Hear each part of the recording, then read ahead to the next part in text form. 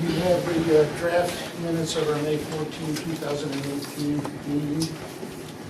Any corrections, comments? Yes, this? Of course. It's all right. That's what we have here for. I know. Lori, I printed out what I want to change my paragraph to. I'd like to change the second paragraph on page 3, beginning at the second sentence, to, the board member D. Geronimo commented that she did not see final drawing showing the right-of-way as was requested of the client because she is concerned as to whether the trees the town planted during their sewer project will be removed. Mr. Manning showed the planning board the final drawing that shows that the trees are in the right-of-way according to the document. Ms. D. Geronimo also asked Mr. Manning if there was a drawing corresponding to the stormwater plan showing drainage areas L091. Mr. Manning produced a drawing showing stormwater areas.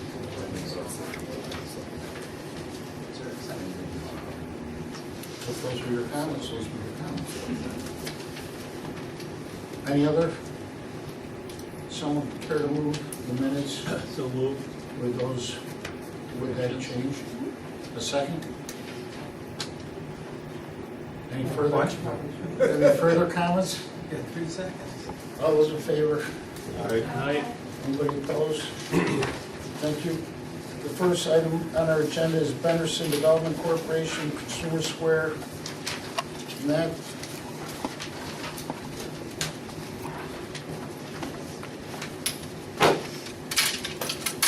I just remind everybody that this went out, we gave preliminary approval on this last month, and it went out for secret.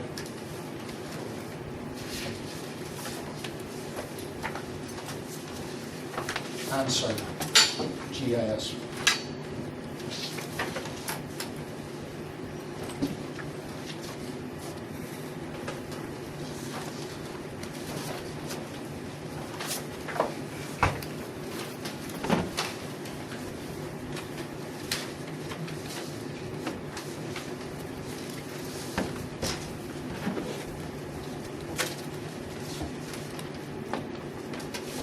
Good evening, Chairman, members of the board.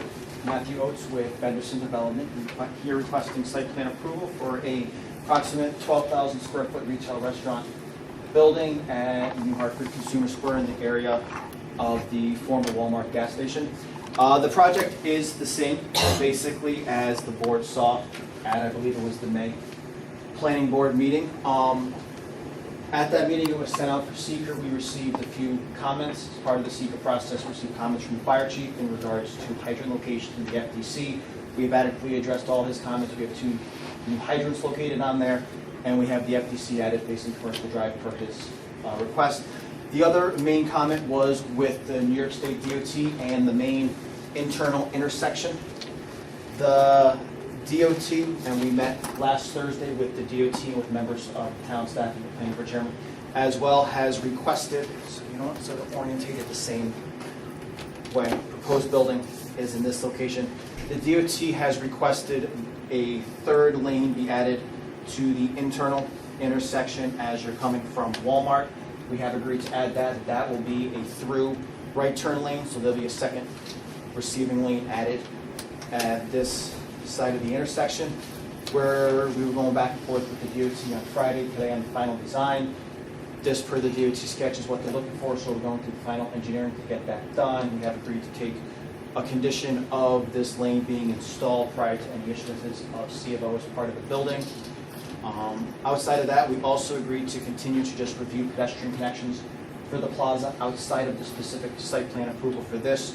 Going to work with the DOT, see if there is a way to get a pedestrian connection out to the Commercial Drive sidewalk that is there, since that connects to the railway system.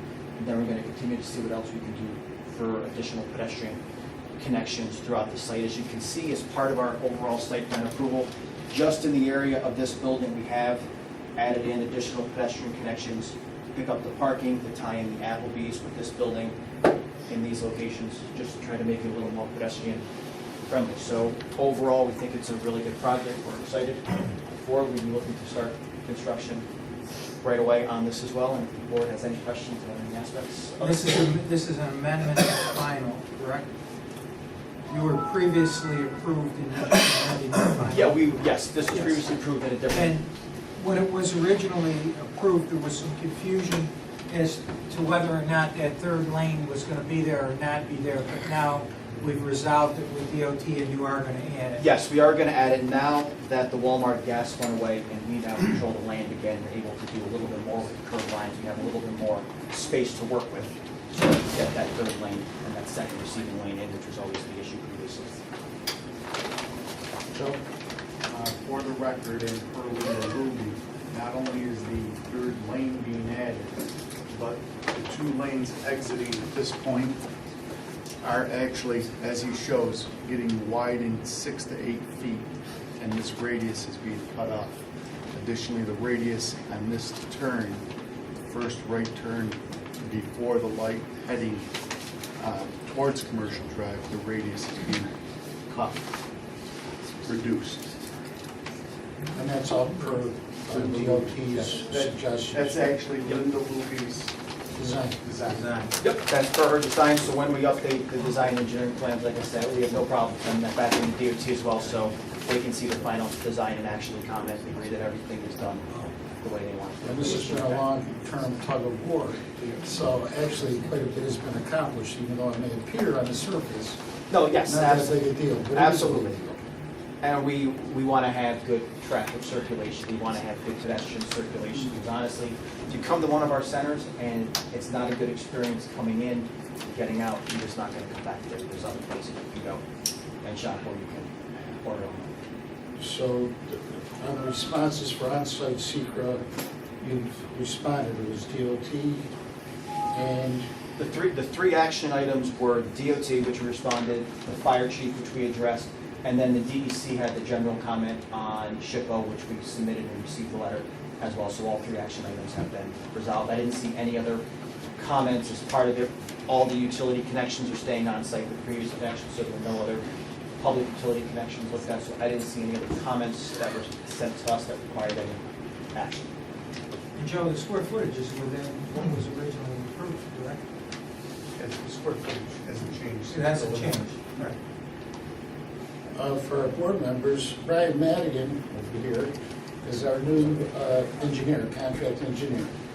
Do you have any comments on this, Brian? Board members? That's going to be a big improvement, what's going on with that entranceway. That's someone care to move? First, we need a motion to close secret, which is on-site secret. It's a no findings of significance. Someone care to make that motion? Second. Thank you. Any further comments regarding that? All those in favor? Anybody opposed? Thank you. And next will be grant final approval for this amendment to their approved plan. Second? Any further comments or discussion? All those in favor? Anybody opposed? Thank you. Thank you very much. Matt. Have a nice evening, everybody. Yes.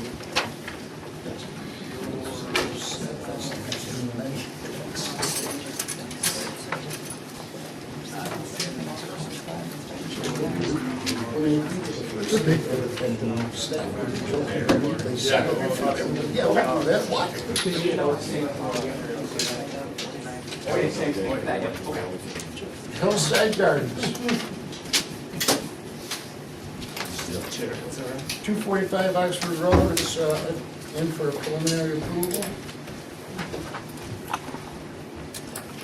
Don't even introduce yourself. Hello, everybody, ladies and gentlemen. I'm Glenn Erickson. I'm with Benderson Studios. And I am also the owner of Hillside Garden Apartments, and which was an apartment complex put up in the 70s and 80s on Oxford Road. And we have acquired some adjacent property. And we are here to, excuse me. Yeah, I just,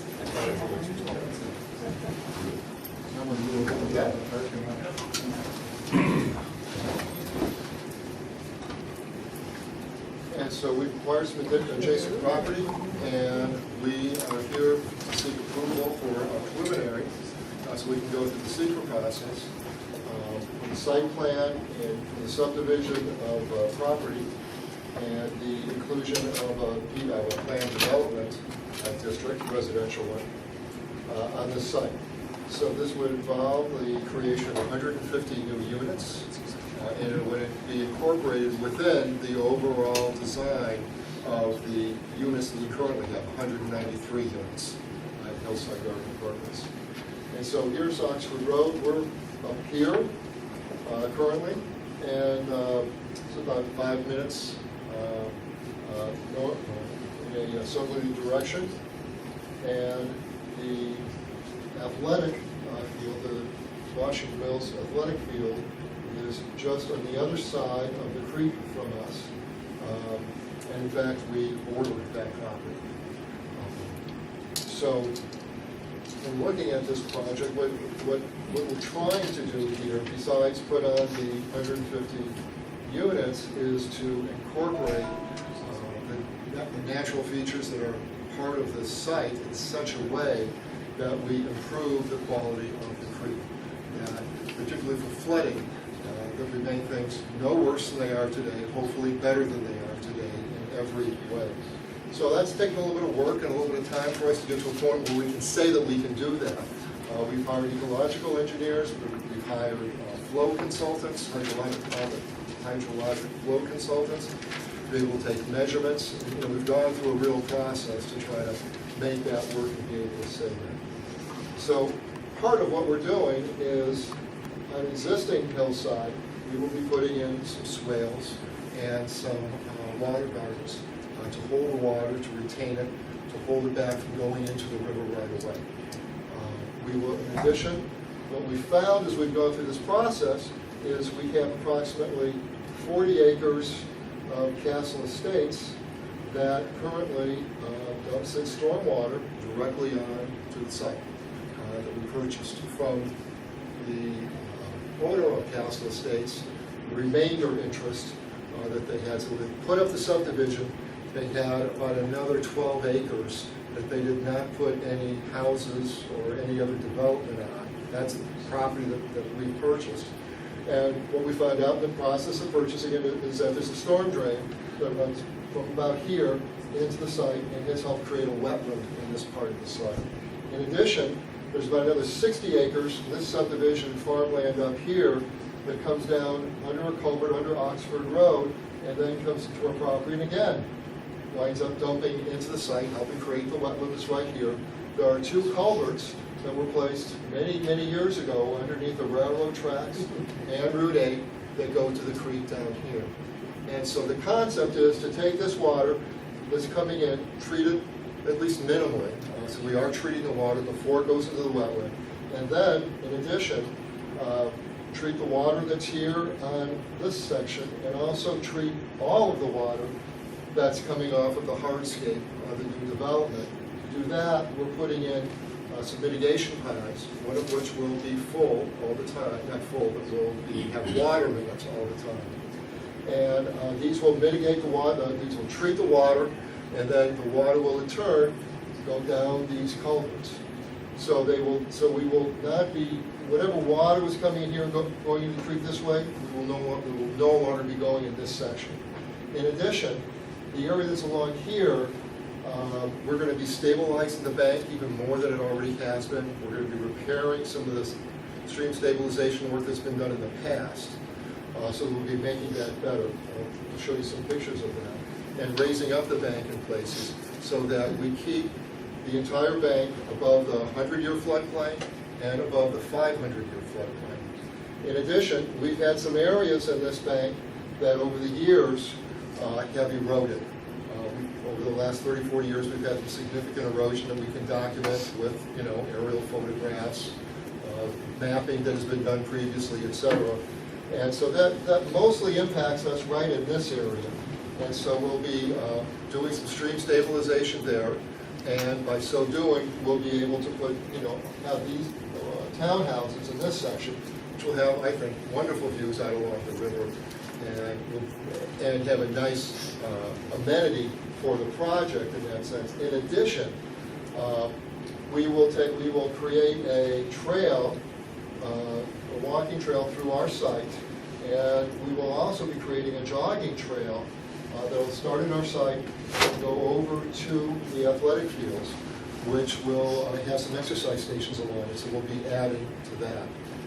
Now, what this will mean for us is we'll be taking, we currently have the reason we got started with this whole project is because we were in a loan application and found out that there had been a zone change several years ago that allowed this development, so we're totally within the existing zoning density and standards.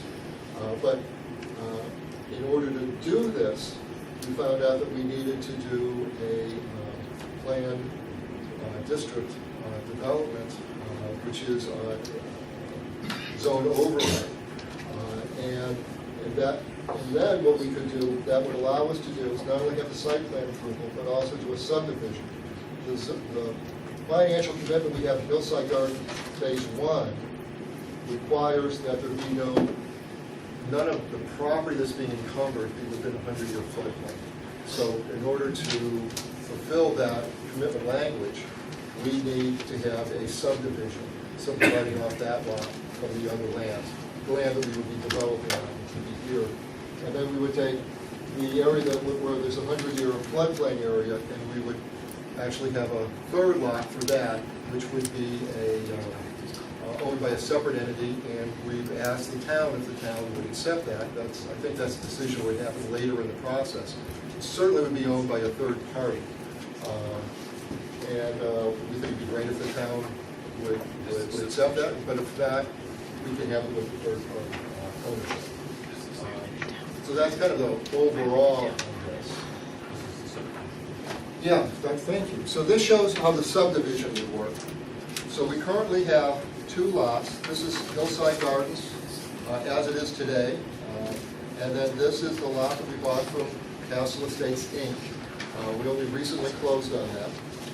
And then this is what we're proposing for the future, that there be 3 lots. One with the existing garden apartments that are on Hillside Garden Phase 1, that would be Lot A.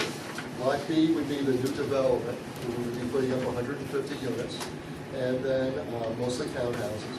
And then Lot C would be the area would stay vacant. That's where the creek is currently, and that's where the floodplain is. And so that's our proposal. The plan, as we have laid it out, is shown on this diagram. So here you see Castle Estates, Oxford Road. This is Hillside Gardens. These are some of the swales that we would be putting in, and some of the treatment for surface water. And then this would be the new lot line in red here. And here is the creek, and then the new development with the ponds up in here. The existing wetlands are in this area, right here. Now these are man-made wetlands, and they're made by depositing of stormwater flows from other sites that did not treat their storm flow. But it was not required when they did those subdivisions. So it's not like there's any liability in any sense. Nonetheless, it's something that these have to be treated, and we're going to do that, and that's going to be part of our development sequence work. That's something that we'll be paying for and taking care of. The way we're doing this project is primarily with townhouses. As you can see here, some of these townhouses, the ones along the river, will actually have garages underneath. So the townhouses themselves, the first floor of the townhouses, will be another 9 feet above the finished floor of the garage. The townhouses that are farther back in the actual interior of the lot, these will be on grade. They'll be parking in front of the units. Then the apartments that are located here will be in a 3-story building. The parking will be semi-subterranean. We'll actually be berming up to it on the area where the terrace is in here. And then we'll be having parking underneath the units, the 3 stories of units, which will be flats. So we're doing that so that we have a number of different price points and a number of different unit types, and as diverse a unit mix as we can get within the project, just to help us with marketing and leasing and having a community that has more diversity than would otherwise have, because they're all the same units. And so that gives you the basic overview of the plan. We've gone through the engineering. You can go through all the boards and all the various aspects of the engineering, but I thought first I'd open it up to questions and see if there were any questions in your overall. Joe, could you just run through this zone again, because I was getting confused on this. This is a PE overlay which they applied to the town board for. The town board has now referred it to the planning board to conduct their review and seeker. Once the planning board comes back with a decision, they'll make a recommendation or not a recommendation to the town board. The town board will then put their final stamp for approval. So the final decision's at the town board. Correct. You're doing the site plan. And I think it's subject to public hearing Is as this well. the first time we've heard the subdivision part of this? I think it was mentioned before, this is the first time I've seen this. I've So seen Herb, under this no meets and bounds descriptions. Under this zone, do they need a separate application for, I'll have to check, but usually it's a separate application for the subdivision. well, we can go forward with Yeah, the secret review. Absolutely. But I just want to make sure we get the Yeah. process right on that subdivision, because we've never done one. We haven't for a done zone. one where it's combined. Yeah. And if I can interject, the meets and bounds of the subdivision is delineated in the package that we gave. Oh, good. That's the survey. Yeah, And we have a board of it. we've provided this from, I mean, No, exactly you what the mean- process is, I can't speak to, but we've provided this information from them. Have you submitted a Well, if subdivision you give us a lot of application? information. I would have to defer to Joe on that. I don't believe so. It's like- Just the site plan? Okay, we'll check. I mean, certainly whatever we need to do in that sense, we're obviously more than happy. Well, we don't want to get the subdivision lost in the process, and all of a sudden you don't have your subdivision. We want to have that, we need to have that. So this is a topo map and survey that we've done on the site, and we surveyed out the, where the lot lines would go appropriately for what we're asking for. And the lot line's been set up so that we're honoring the setbacks of our buildings that are the most downhill, so that we maintain the rear yard and side yard separations that are necessary for us to do by the code. And so that defines where this lot line is between lots A and B. And then lot C's lot line is defined by where the 100-year floodplain will be when we're completed with this, which is going to take some adjustment from where it is today. One of the interesting things that we found as we went through this process, and again, it's because the 100-year floodplain and the 500-year floodplain, at least in part, it's because they were determined, I don't know, decades ago. And there's been erosion and things have happened since then. We find that those demarcation lines do not agree with today's topography. So they're just different. So one of the things we'll be doing is we'll be readjusting exactly where those lines should be based upon current hydrology, and that's one of the assignments of our hydrologist, to make sure that we do that gets done correctly. In addition, we've outlined where we understand the wetlands to be.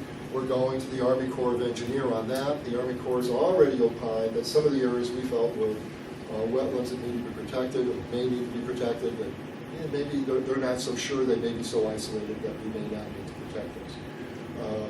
So this is a process we have to go through. It takes time. I don't have all the answers standing in front of you, how the wetlands and what DEC is going to say, but we have met with DEC, and we have spoken with Army Corps of Engineer. On our team, we have a number of members that have gone through this process with these entities many times, and so this is something we have hopefully we have some familiarity with. Not that it can't go different every time. So that outlines how we came up with this survey, and we've done an analysis of what our cut and fill will be on the site so that we can be as even as possible with our cut and fill, how the topography would look like for that, how the flows would work on the site of the water coming in, how fire hydrants will lay out, how the lighting will lay out. We've done the lighting so that there'll be no impact of our street lighting on adjoining sites, which primarily have to do with the Castle Estate lots to our north, which are actually uphill of us, lay approximately 20 to 30 feet upland of where our project site is located. And maybe something else I can show here would be this is our lighting plan. Just to show you that we've gone through a complete lighting analysis of how many foot candles will be over the entire site. We've gone ahead and laid out our units. In fact, David, could you show them, you pass around the rendering?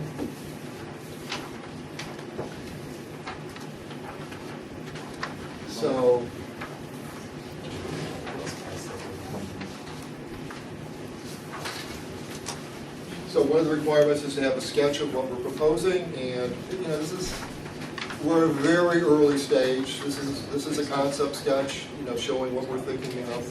I'm sure as we go through designing the other portions of the buildings and as we go through the process, it will change a little bit. But I think this gives an idea of the image that we're looking at presenting to our new residents when they come in. In addition, as we look at how these improvements would lay out on the site, let me run through that with you for a little bit too, give you an idea of what the site will look like in the future as we go through this process. Currently, this new site is mostly wooded, and it's with a type of ash, same with the Adler, excuse me. It's with an Adler that apparently branches break off fairly easily. So and those occur mostly in the flats here. And then along the banks, we have some wonderful hardwoods and pine trees, a few hemlocks. So there's some very nice trees along the banks. That's particularly important for the neighbors that go in this direction. So we're doing a minimum of modification on the banks because of that. Then where we have the swales and the water gardens, they'll be looking, these are pictures of other projects, our project, but to give you an idea of what we're thinking in terms of, this is what one of the water gardens would look like, and this as well, kind of a swale here as well. So these would be happening on existing Hillside Garden Estates. And then where the water is currently flowing between us and Castle Estates from the 60 acres above us on the other side of Oxford Road, we'll be putting in a larger swale in there. It look like this, and or like this. Give you an idea of what we're going to be doing to slow that water down as it goes through, and to help treat it by slowing it down and letting the water penetrate into the ground instead of just flowing into the creek. And then as we get farther down, and we're working with the wetlands themselves that we'll be creating in these mitigation ponds and treatment ponds, retention pond, is more of this type of a look. I don't think there's going to be any bridge. I don't want to go too overboard here, but the idea is that we will be making this into a nicely landscaped area. We'll be putting in boulders, we'll be introducing soft curves in here, and giving it a nice warm look for our residents to look out at.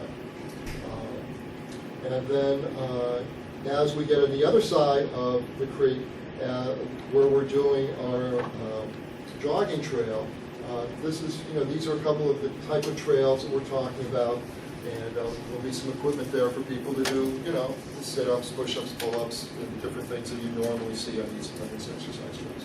That's what we're proposing.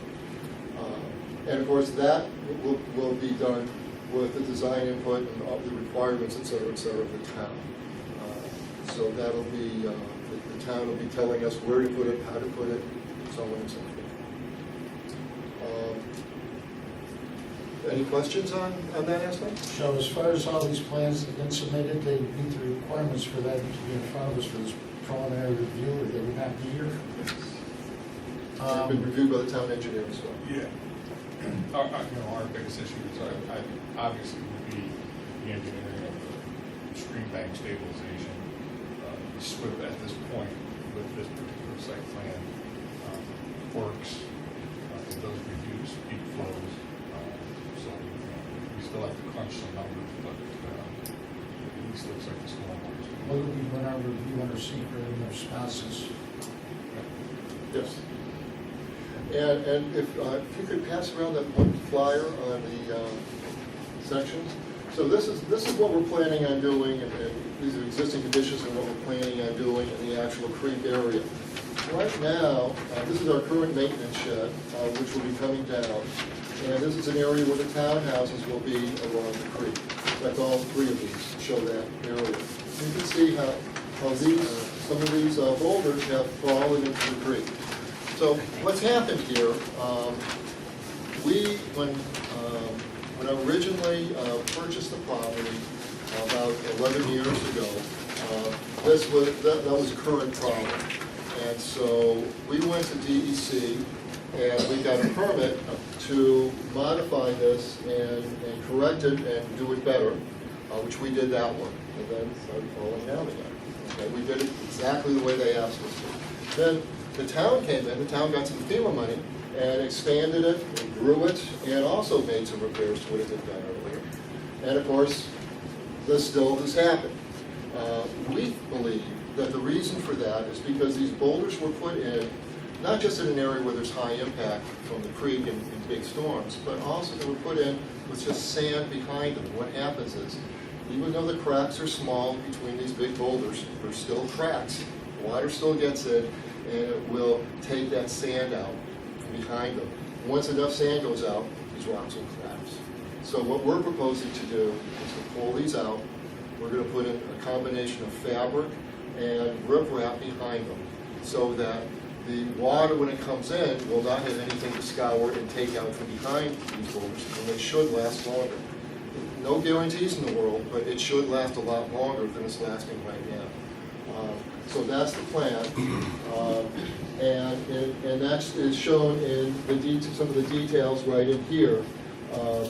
And the other thing we're going to be doing is we're going to be taking these boulders down a little deeper than they were done before, which makes it a little bit harder again for the river to scour out underneath them and behind them. In addition, you have some areas like this where we've seen significant erosion over the years. You can see probably about 20 to 30 feet of erosion over the last 30, 40 years in a couple of places. And so we're proposing in these areas to also do some stream bank modifications. And in terms of the plan, you can see on the section that we just passed around, if I may, not only are we putting in boulders in this area, and then putting in a gravel bed behind, which would be like a riprap, and then stabilizing above. But in addition, you can see where the normal water height is, which is pretty much where the boulders are. But when it gets to ordinary high water, there's still a very good distance behind where the townhouses would be. And in fact, where the top of bank is above both the 100-year and 500-year floodplains. And then the height of our finished floors is in every case at least another, 1 foot or 2 feet? 2 feet above, the 100-year flood. 2 feet above 100-year? 4 feet. No, 500 year. The requirement is 2 feet above the height. Right. So we're lifting up the finished floors so that they're well above those floods as well. Is there an anticipated reduction of stormwater from this site after full build out? Yes. We don't have the full calculations yet, so for now, HG2, right, so all the stormwater from the new proposed development will be treated, which isn't happening now, right? Some of the stormwater is running off into the river. And then there's an additional, through those bioswales and rain guards within the existing Hillside development, there's an additional treatment. We're still running the calculations, but I think between 20 and 40% of the impervious surface should be treated through a combination of bioswales and rain gardens. So right now, if you think about it, there's no treatment at all for Hillside Gardens 1. So there will be additional, after this development is completed, there's an additional stormwater treatment on top of what's happening now. So less stormwater runoff running into the river than is happening now.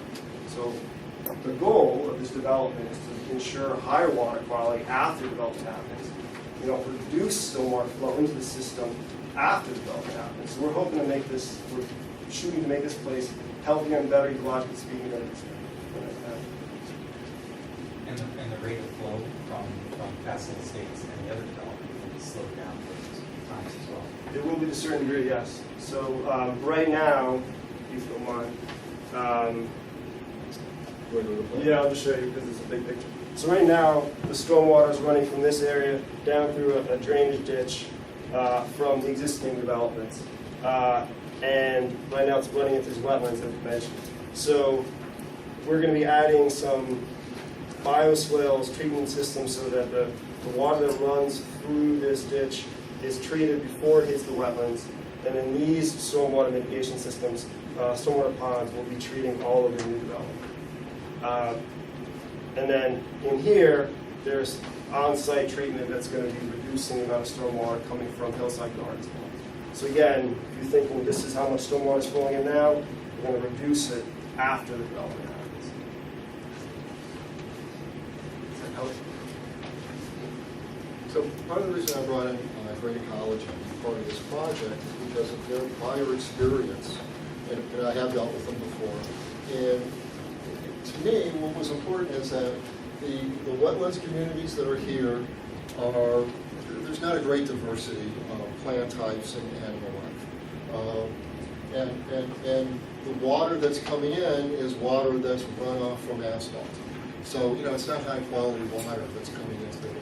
And the idea is to take and make these really a quality wetland that's sort of a number of different plant and animal communities and make it a richer community. And that's not just good, ecological-wise, but it's good for my residents. That is, my residents, as they walk through this area, as they live here, because there's that greater diversity, that means it's also safer. That means it's healthier. That means it's a better place for them to be. And it's a place they're going to want to be. And that's, I'm looking at that at the same time. So this is done out of self-interest as much as it's done out of interest for the ecology. But I think the whole system works a lot better for people, and that's the goal. The roadways will all be private, Yes. no town roads. No town roads. We're currently, one change is that we're currently on a private water system and we go into a public water system. And that, again, benefits everybody because that means our hydrants will be on the public water system instead of the private. And the fire department, wants us to do that. The water department wants us to do that. Or phase two. Phase two, yeah. Phase one two. will remain private. And so we'll, that's something we all want to see happen. Heard a lot this evening. Any questions or comments from the planning board members? Okay, Liz, start it out. I'll start off. Do you have, I looked at the existing floodplains over the ortho photos today, and there's several areas, especially near the current maintenance garage, where the floodplain exists, the floodplain. And also, I believe it was recertified in the recent past, not in the long-term past. You have a map that shows where the existing floodplain is, A, and B, something you said in your presentation that you're going to change it and get recertified by FEMA. What's that permitting process? And I haven't seen that done. Sure. So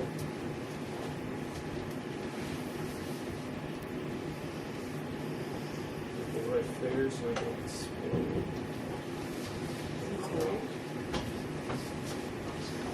So it's a little tricky stuff, but let's try this one. So this yellow, this green line indicates the FEMA 100-year floodplain at the moment, right?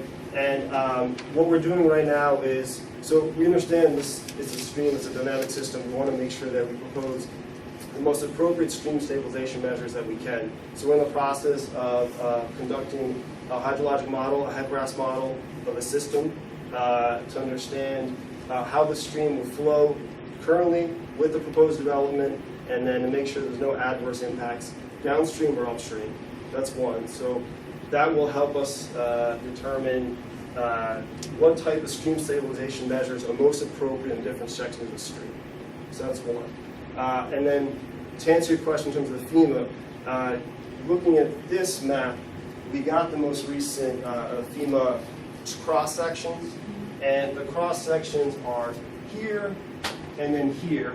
And what we're doing is doing 3-4 more cross sections in between this, to more accurately define exactly how the stream is working in this system and how the channel is functioning now, and how the stabilization measures that we're proposing are appropriate to what the system is doing now. Right. One question. Sure. I've been involved with the Hartford Stormwater Committee and been at the site with Dave and Rick. Rick, when's the last time that you did any work back there? Because I remember some of the damaging floods we've had. Probably 5-6 years ago, when that wall was rebuilt for the second time. Yeah, because that's, This one right here? we've had Yeah. stormwater committee tours down in that area because the creek reroutes itself after major floods and it just blows out. It's definitely shifted since, we saw that there was a line here and a line here, and there's a lot happening in that stretch. We want to understand what is it happening now, and make sure we get the most accurate data, implement the model, and use that to help inform what stabilization measures we're proposing, where should we do it, make sure that it doesn't, like we said, comply with all regulations, all requirements, and we don't do any adverse impacts downstream and upstream, and ideally improve the system, because we have the opportunity to do so. Let me mention two things in terms of the inaccuracies we found as we started going through this process. And I know everybody at all levels of government are doing the best they can. Like, limited fundings, as was just indicated, the cuts that FEMA took were very far apart from one another. There's lots of reasons why this happened, but as it impacted us on the site, two things we found. One, when I took a look at the 500-year floodplain sites, within 100, 120 feet horizontal distance, they would cross 2 and 3 feet of my topo lines. In other words, water's going uphill 2 or 3 feet over 120 feet. I don't think so. The lines were inaccurately drawn in terms of topography. So that was one. So we really don't know where the 100-year floodplain is. We won't know that until we do a determination from a hydrologic study. The same thing with the 100-year floodplain. The other thing that was very fascinating was that when we first started this and we went to Joe and we told him what we wanted to do, separately, we both took a look at what the town requires us to look at, which is the state's wetlands map, which shows no wetlands on the site. We then went to the national, I hired my consultant, we went to the national site, and it shows wetlands all over the place, okay? So two diametrically opposed, mapping systems came up with two opposed, ideas of what was out there. So we hired Damien's firm to go out and conduct a real, on-the-site wetlands. He puts flags in where he sees the plant communities and the soils types that indicates the wetland. And that's what we mapped, and that's what we're using, and that's what we're doing with the Army Corps of Engineers with. And we have a back and forth with them right now over that. So that's, so, and we'll be doing the same thing with the 100-year and the 500-year floodplain. We're going to know exactly where they are, and we're going to deal with this, as it should be. And that's the process we're going. Anything else, Liz? Not on that topic. The other topic, the traffic generation rates, as far as number of bedrooms, number of expected vehicles, I did read that there are some with a more affluent mix, so it would be 2-vehicle or townhouse type of thing. And so just wondering if any traffic study, and also the interior circulation, I've been in there before, is sometimes doesn't flow as well as We might want it to. Yeah, so what have you done as far as traffic studies for interior circulation, and also any studies at, for instance, there's a Kellogg, the Tibbetts Road intersection there is sometimes. Well, you've got 3 of them right there. Yeah, there's a couple intersections where I think that an extra, you're talking 100 plus units, I don't know if you're talking 150, 200 cars, and then the vehicle trips generated, and looking at the AADT and seeing if it can absorb that traffic. I don't know if you've done that. We've done a traffic study, and we provided it to the town. And did we bring a copy of that today? I don't remember seeing that. That's why. No, I We didn't see that. provided one of the earlier meetings. No, we provided that. And I will supply more copies of the engineering report. Yeah. This is also one of the busiest areas in New Hartford as far as traffic pattern. Oxford Road and across Tibbetts and into the shopping center, and you've got a tremendous up the valley and so on. We did the traffic So you study. did your study. We did the traffic study said there'd be no significant impact. Of Okay. course, there's an impact, but no significant impact. And I don't have the numbers off the top of my head. Do either of you? I just. Well, that's gonna be reviewed Yeah, in the there's- secret yeah. in any event, so. Yeah, it's gotta be looked at first. And my other concern is you only have one exit out of your area. We have two exits, actually. Oh, okay, where's Yeah. your other one? Let's get it back to the,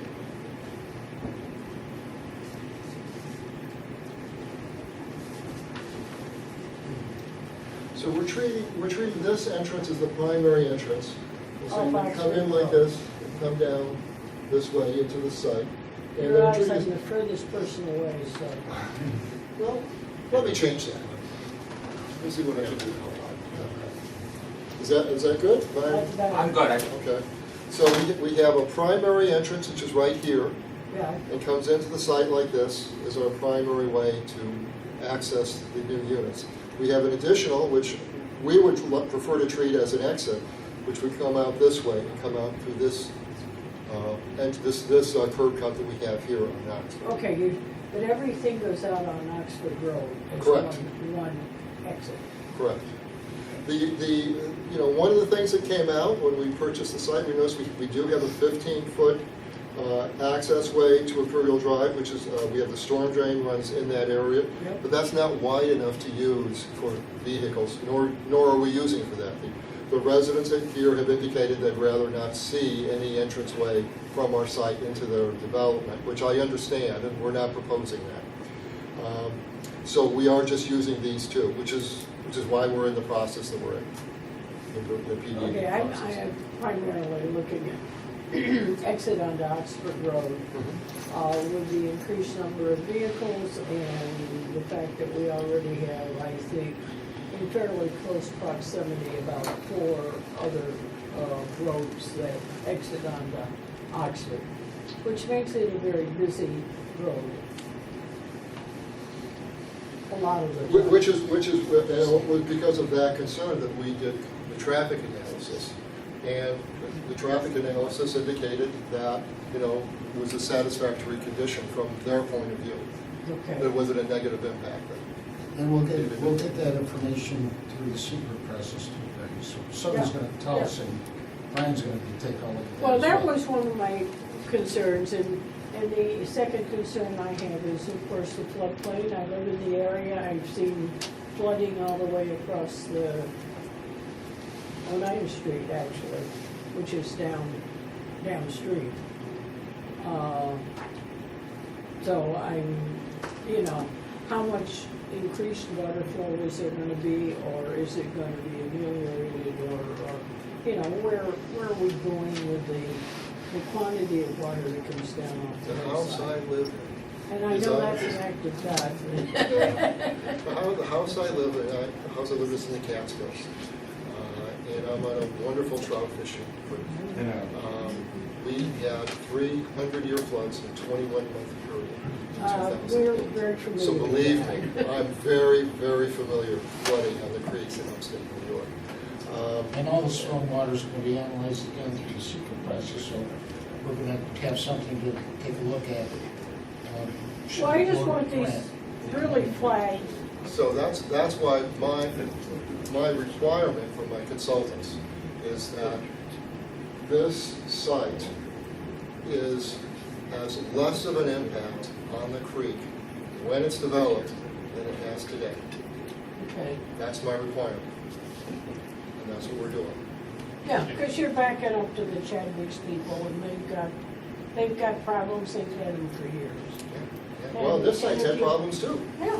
So and one of the things I can say definitely we're going to be better on is that, think of the gravel load that's come off of this property, and these banks, over the years. If I've lost 20 or 30 feet of land over a couple hundred feet, that's gravel that's gone into the stream flow during high flood it's actions. eroded. And what does that do downstream? It erodes more banks downstream. So by eliminating that alone, we're making a big improvement. that would not improve the flow in of itself. But what that does is it means there's less damage downstream from the next flow. Okay? And on top of that, we're reducing the flows off of this property. And that's why we're doing the model. Right? You can talk to a who in the face, you want to understand the data, get the most recent data, do the models, use that to help inform the designs. So the stream stabilization measures that Glenn proposed before, those are sort of conceptual, we think would work here, but we want to use the data from the model to verify that and make sure they're built appropriately. It's the best we can do. Just have one last. Good. Just one last question. Regarding snow removal on the current site and in the future, snow pile removal, everything is on site currently. We keep all our snow on site. Right, and with, I mean, it's a pretty condensed development plan for the lower site. Where would the snow removal be stockpiled? That is an excellent question. The snow right now, as you can see in this site, we do stockpile some snow. I remember seeing some, that's why I'm asking. Right, There, yeah. right in this area. You know, to touch it, I can give you some ideas of where we might, but I haven't really gone through Well, that I just want to make analysis. sure that that's thought of. That's something that should be thought of. One of the things we can do is we have a gravel access road just to make sure we can access the utilities that we're putting on site that goes through this area. And that will actually give us the ability to put some of that snow, you know, in this area and allow us access into this little path so we can push it in there.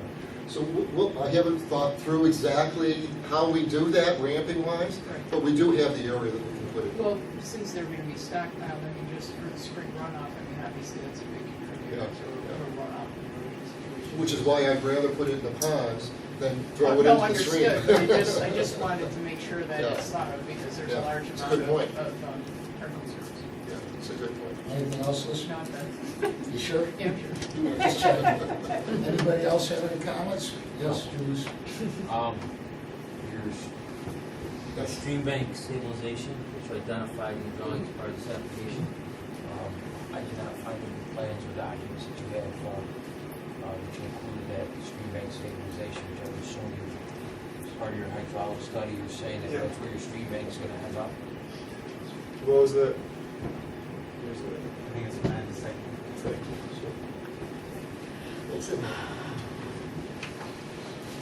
I was looking at this, I was looking through it as well. Sure, please. Here's the sort of conceptual No, concepts. I see the concept, I mean, you didn't identify it on your plan, the significance of it.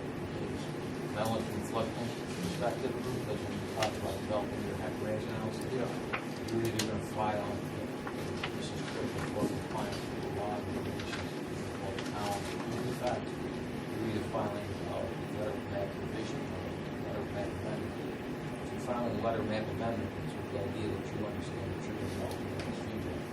The letter of map revision, that you're saying that the current mapping process undertaken by FEMA is incorrect, and that's not what it wants. So that, and that's why I'm saying, you delineating that at that point is going to have significance in the overall application, and it's not included on these forms. No, that is work, the reason we have it is that is work that we'll be coordinating and getting permitted through DEC. And so that is part of what we're going to be getting feedback from DEC to do the stream banks in this way and that way. DEC will do the stream banks as a water quality 401 water quality certification, stream bank operation. But when you make that delineation and you do that stabilization, you're now also including not only DOT, the traffic study, but you also have the bridge and the crossing that you're dealing with, approaches and volume instead of the traditional quality. So that's going to change your move, and that's why I said that specific line is not included in these documentation that you provided to us for that. I think it's a good one. That wavy line, is that what you're referring to? That's the wavy line. Yeah, so that's very conceptual. The areas where there's probably going to be some, this isn't where we're proposing to move the stream channel. That's what I was, that's a typical stream bank stabilization process where you install it in dry with the intention that the streams are moved to that location. Yeah, so this is sort of the areas where, it's a diagram, the areas where. It's a diagram to show where we want the top of stream bank to be. That's what we're attempting to show here. Not that this is where we intend for the bank we're talking about top of bank, now we're talking about bottom of bank. So we're through the modeling process, we're looking at the FEMA model and then matching it to the survey. So like we said, they did a cut here and a cut here, a section here, and there's a lot of interpolation between the two. So we have surveys, we want to ensure that the base flood elevations that FEMA set is accurate throughout the property. So you'll establish that point based on your HEC-RAS model, not based on what you believe you want to have top of that. So we will establish what the existing current actual 100-year floodplain is, the HEC-RAS model first. You'll have to send Dory that. Oh, yeah. It's significant. It's pretty basic, right? No, I know. You don't want it up Yeah. here. I'll put it in easy terms, right? You don't want it up there. And then sort of there's a few key areas we want to do stream stabilization. It doesn't have to be across the entire stretch. It's sort of what does the model tell us of where the areas that are eroding and then what sections are most appropriate to stabilize and shift the streams. The other benefit we have is this property is owned by Glenn. So there's ability to if the channel has to move or naturally moves, that it's not going to impact neighboring properties. So one of the things that as a property owner, hopefully you can understand that, you look at this, you'll see that the 100-year floodplain, which is this green line right here, actually extends over the high water mark as we determined in our flag survey. So that just shows since the time of that FEMA determination how much erosion there's been. If we don't have it for this meeting, but we had it in some of our earlier meetings. We've shown aerials going back to the 1980s, and we show where this bank was and how it's migrated over that period of time, which is quite significant. And as we go in for our meetings with DEC, yes, we're going to be asking that the top of stream bank stay up here where it is, but we're going to be thereby moving into this existing stream. And again, we have the streams actually cutting in through here. Where's the average? Here. You can see where the existing stream has created an island over here. So the stream also goes into this area. So yes, we'll be moving back this, the bottom of bank into what is currently the blue bank, the blue area right here, but we'll be doing that in a way that stabilizes the stream. I don't know if that answers your question, but that's what we're proposing. Again, it answers my question. It's typical. I mean, what you're proposing is just so that we, as we go through the secret process, not us, but as comments through the secret process, they understand that the goal and objective is to obtain that top of bank. So if something else doesn't happen, Exactly. you don't have to proceed with that line again. I didn't see it on either or. It's really just diagrammatic, just to show that we understand that we've got a flooding condition here on this site. We want to address that. We're going to address that so none of the residents get negatively impacted. We're going to address this so that none of the people that are experiencing impacted. But really, it's just a diagram right now. That's why we've got ecology going through really making the delineation of what's the appropriate stabilization for which section of the stream and where that needs to occur based on the actual current station and not just going off that. And we've already had our first preliminary meeting with DEC. They've given us what their thoughts were on this. Based on that, we've done these plans for this process, but obviously we're considering everything that they told us in that meeting. And in fact, one of the big things, change that came out of it is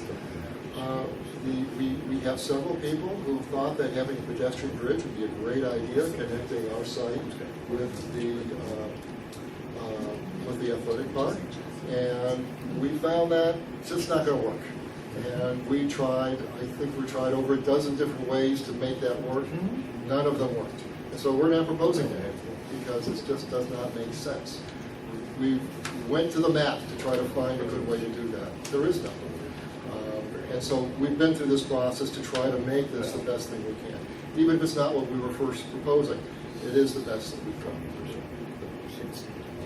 One more question. What do you propose is finish the floor, finish the first floor for the working floodplain location for the townhouse? Or is it garage floor or the first building that's We have the levels listed on the drawings on the first floor. Well, in the units with the built-in garage, where there's an entry at the grade, so you don't live there, but it's that floor, not the press, not the garage. The garage with the press, that's 6 inches a step up. So it's not the garage floor, but it's only the cars floor, they're not the first straight floor. Yeah, what's happening, Yeah, this shows the finished floors. So this is showing the finished, this 631 would be the garage floor. That's just being shown in this plan currently. well, actually, when that is, the garage is actually a little lower than that. The first, that is where when you step into the unit and you walk up the stairs to go to your living floor above the garage. That the garage. Oh, is because you always- put that little room at the garage level. Yeah, so you can enter. So you're not entering through a garage, you're entering through a room. So the, as you can see, these units back here are all on grade. So this finished floor, 631, 631, the 631 would represent the living level, where somebody's, where bathrooms are, where kitchens are, where bedrooms are. That's the floor level that you need to make sure is protected by being above the 100-year floodplain, at least 2 feet above the 100-year floodplain. The 100-year floodplain, as we mapped it, was running right around, I think it was 627, 628 maybe. So that's a good, so that's 3 feet above. So you're proposing maybe a minimum of 2 feet above the base flood elevation? 3. 3 feet above the base flood elevation. The requirement is it would be 2 feet. Yeah. The requirement is 2 feet. Right, and what I'm asking is, what you're proposing 3 feet above? Let's put it in my language. Okay. The government says we have to be 2 feet above. I'm saying we have to be 3 feet away. So that's what they all are. And these, it's, you know, and I appreciate what David's saying on these levels, but these levels are for basically the garage floor level, not a living level. The living level is 1 floor above. If there's an entrance, even if there's a little room down there, that's not a living space as is technically, as is legally noted, because the legal living space for FEMA purposes is where there's plumbing, where there's a bathroom, a kitchen, or where there's a bedroom, or living room. And these at the garage level, there's none of those rooms at that level. So there's no mechanicals in the garage? No mechanicals in the Hot garage. water, everything is above? Everything is above. Okay. And in addition, just, you know, not that it's part of this process, but again, having lived in a flood-prone area myself, and having apartments in Clinton that were affected by the, even though we weren't in the 100-year floodplain, we had 5 units that got flooded out. I know what to do. It's very simple. I don't put any drywall on those lower levels. You know, we use concrete board.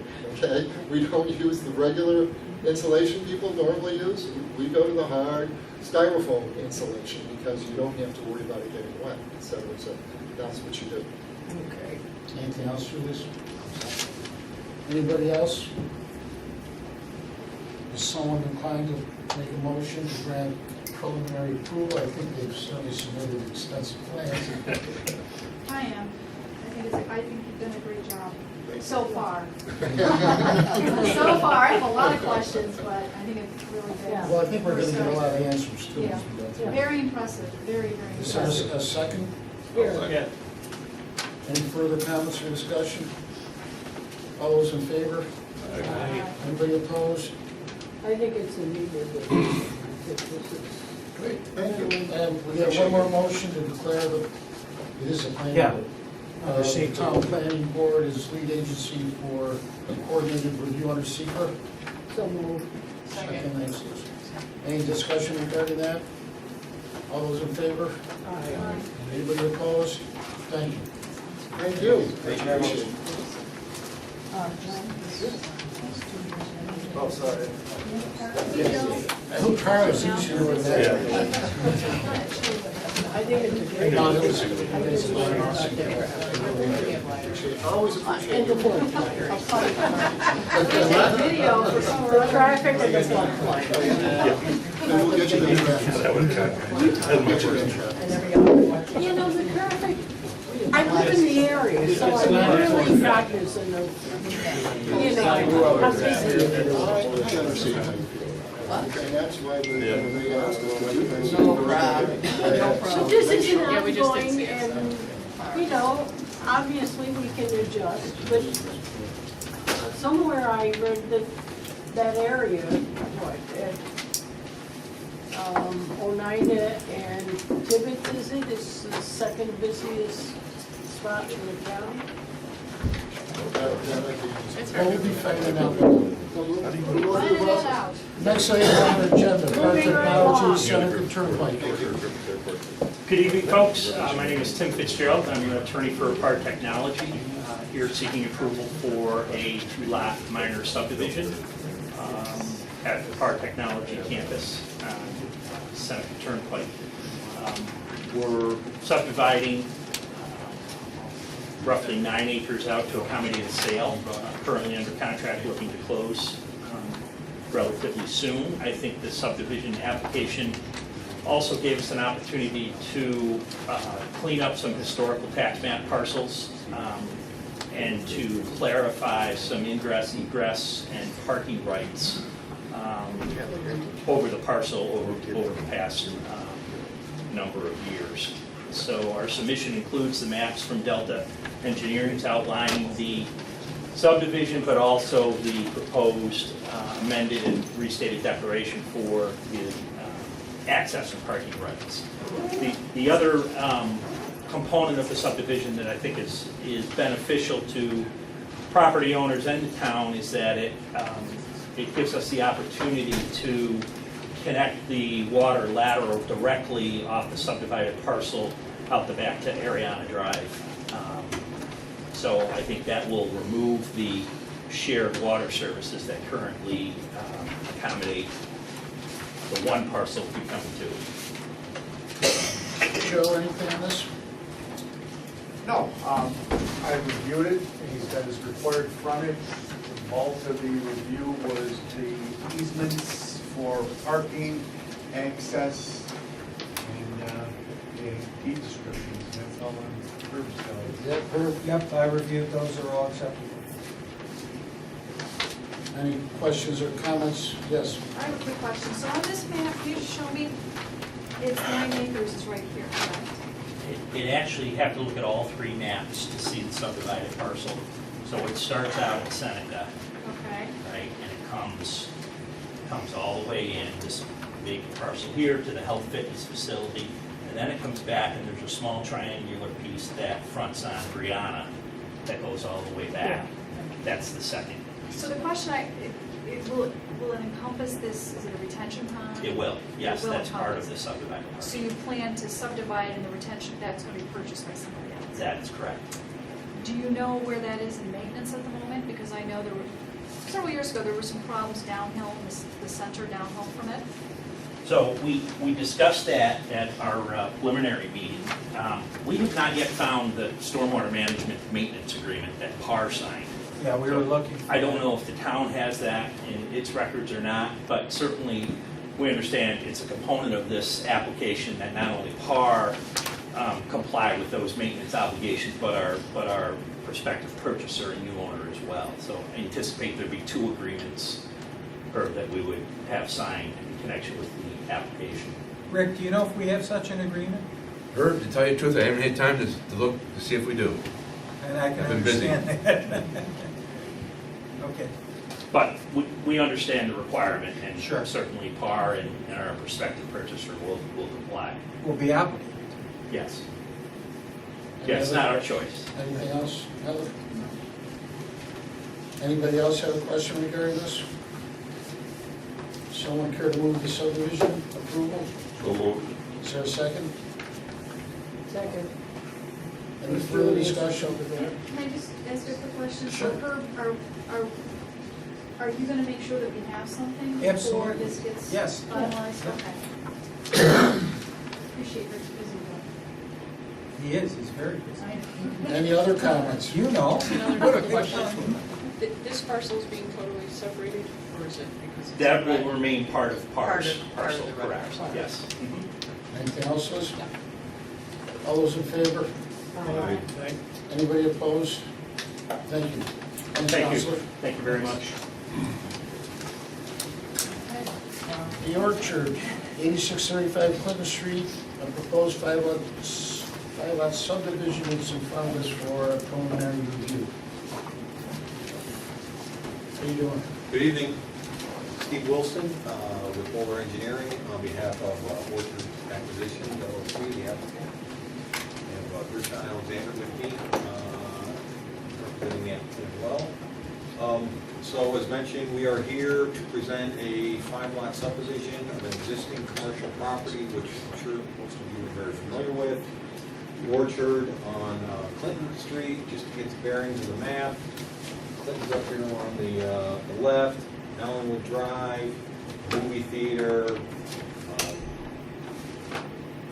Outback, and P3 Uno, the main entrance road off of Clinton. So simply, the owners are looking to subdivide the existing 12 acres into 5 lots. We are not planning on changing impervious surface, we're not increasing stormwater, we're not changing traffic patterns. We are keeping the property almost as it currently exists with just a couple minor changes for purposes of the subdivision. First, for reasons I cannot explain, when the project was constructed some years ago, some of the features of the plaza were constructed within the Ellenwood Drive right-of-way. Parking lot islands, some parking spaces, parking lot lights, and landscaping, curbing, etc. After much discussion with the highway superintendent and looking at options on how to kind of correct kind of this piece of property right here is the Ellenwood Drive right-of-way. So you can kind of see some of the features that are within that area. Can you just show them where the pavement ends? The pavement, well, This is the end of the town road. the current end of the town road is actually right here. It sits inside the parking area. So it's kind of, there's really not a clear demarcation between what's public and private out there. They just kind of intermix it. So, And some of your structures are contained, this is an island of some sort? that's right, just a parking lot island with some landscaping on it, exactly. So what we propose to do is, after discussion with the highway superintendent on a preferred approach, we are going to acquire that stretch that contains the parts of the plaza, so they be incorporated into the plaza, essentially pulled into the new lot. So the new end of the town right-of-way would occur right here. So as you can see, all the built features of the plaza would now be outside the town right-of-way. The only other change in terms of construction we're proposing to do is we're going to install a couple new water lines for, here's Ellenwood Drive. Sorry, I flipped the orientation on it. I think my draftsman wanted that phone with me, so he rotated things on me. But this is that area in question I just talked about. We're going to run new water lines. Let me clarify that. So currently there's a water line that kind of runs down right here and services all the units. We want to separate and give each, make sure each building has its own water service, not a shared water service. So we're going to install 2 new water lines and run them up into a new easement for the existing water line that is in what is currently the Ellenwood Drive right-of-way. That easement is going to go to the Mohawk Valley Water Authority. We've already talked to them. They're verbally given an okay to that approach. We still have details to work out with them, obviously, and get their final approval on it. But that's really it in terms of, that's the only construction we propose on doing is this water line work. The rest of it is just simply drawing new lines on the map to something like the property. Approved the letter of intent. Yes, and I spoke to their attorney, John Allen, from Whiteman Osterman in Albany, and we've worked out those details, so that's all resolved. And the town board will be taking a look at that at their next meeting. Yes. and the legal descriptions for all this? I don't have all those yet, but he said I would have them forthwith. Well, this is for a preliminary. Yes. Yeah, We And would it's a have the major. opportunity Yep. to, off-site secret is GIS. There's no, on-site secret, nothing's changing that I see except we have to do it for the water authority, I guess. Correct. Do we send this out for secret? I don't think, well, of course, it's a major subdivision. I would send it, let me just check, I'll double check. But we have. You're making no changes, so. But we have to do the motion. We'll hold it up. Do the motion. Why don't we make a motion Yeah. and cover Yeah, ourselves? if you don't have to, you don't have to. Okay, well, before we get to that, yes, Liz? The drawings that we have, and your drawing, is very clear where the property lines are. My question is for lot 1. Is the property line that very thin yellow line above? What line, that's right here, Yes, yes. okay. Because the way it looked on our black and white drawings, it was just the drainage. It's like, so everything has easements for parking and for drainage. They're all Everything multiple remains the same. I cross- read that. Yeah, Remains the the same. I just declaration. wanted to make sure, Easements. because even on that map, your property lines don't pretty well. Okay. I'll get you clear version. Anything No, else? I don't Yeah, need it. No, it was just confused. The darkest line on here was for that basin. Oh, I And see what it you're just saying. jumped out in black and white, and I just wanted to confirm that it was right in the Yeah. parking. That's all. Anything else? Anything from anybody? Yes, Rick? There is also a detention pond on this parcel, and that will also be staying with the parcel that they will continue to own. So there is a detention pond. There's one here, and there's stormwater here too, both of those will go along with the subdivision, and their maintenance responsibilities will go along with those lots as well. Nothing will change. Anything else? Well, let's do a motion. Well, is there a motion to grant preliminary approval for this subdivision? So Is there a second? Second. Any further discussion? All those in favor? Aye. Anybody opposed? Thank you. And then we'll do a motion, if somebody cares to do it, during the planning board lead agency for a coordinated review under secret. I'll make the motion. Second? Any discussion regarding that? All those in favor? Anybody We opposed? finally spoke up. And since this is a major subdivision, nearly by the number 5, we have to schedule a public hearing, so Lori will look into doing that. And that will be our next step, and we'll make a determination on whether secret is really needed on this. Yeah, I'll work on it. Well, we're covered repeatedly. Yeah. I'd be amazed if it If is. you do a coordinated review, who would you be sending those notices to? Just the water authority? Or you send it to several agencies? And is that, if you are going to do coordinated review, can that proceed quickly so that we could get the 30 days in before your next meeting? So that we are in a position, When's our next meeting? It's gonna be pretty difficult. They have 30 days to respond. that's what I'm saying, understand. I'll talk to John Allen, your attorney, tomorrow. Is there anything on the, I don't know, if the secret, I haven't there's a place seen to do type 2 The access, question what's the is type whether 2 you make access? secret. Yeah, I Yeah. remember. I Right, just it might- read through them a few They weeks just ago. modified. Yeah, they're under the list of type 2s, there might be something, Yeah. and I just can't remember. That's a good question. I can't remember. Well, you guys are gonna have to work that one out. We Yeah, can't. Whiteman Osterman is who we usually refer to for our secret issues anyway, and that's where he worked with some. Okay, then I'll, hope to see you next month. Yes. Let's keep on it. Moving Thank you on. very much. Thanks, Lori. Appreciate it. Thanks, Joe. Special, Appreciate it. special metals. This is a referral from the town board regarding a zone map amendment. Yeah, if, This is special metals. this is Special Metals, Attorney Doreen Simmons is here with someone from Special Metals. With Rick Renos, who's the Director of Human Relations for the company, so thank you. Doreen submitted a request to the town board, and the town initiated a zone map amendment. The little yellow dot that you see on the map was a residential dwelling that was owned by a Mrs. Grandinetta.